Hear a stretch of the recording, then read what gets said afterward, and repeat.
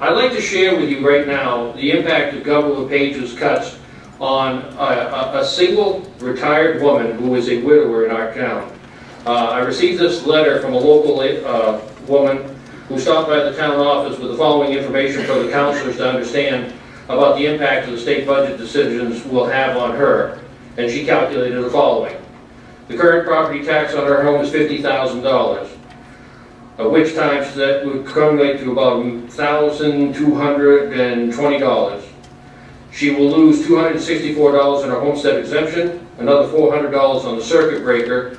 Her taxes per year, as she actually would pay in Millinocket if everything stayed the same, would be $656.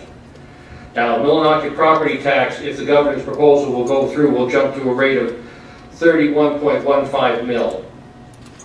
That's the highest you've heard of anybody here so far, and I dare say one of the highest mill rates in the state with a flat budget.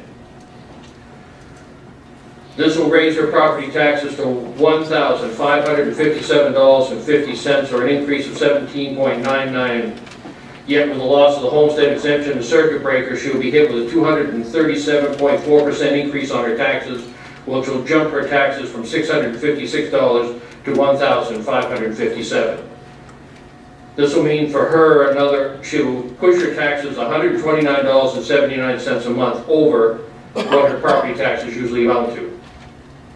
If you figure this all out together, and if you take the fact that she was very kind to put down what her expenses are, which is $40 for telephone, $26 for water, $14 for sewer per month, $62 for electric, $189 for heat.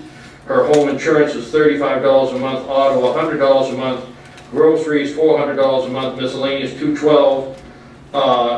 What this will do to her as far as what she has, her monthly expenses with the governor's cuts will mean that she will fall short $117.76 a month to stay in her home.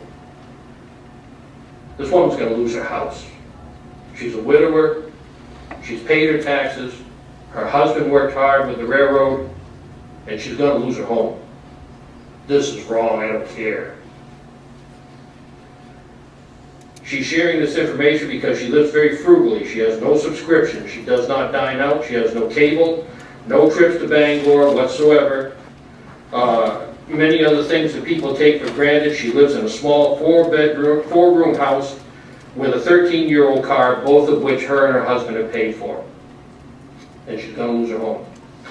And you've heard all the other horror stories from a lot of other communities. There are other ways to do this, and I see the time is out. And it's hard not to be passionate about this. It's hard not to be angry about this. There are other ways to do this. Raising the sales tax 1 cent.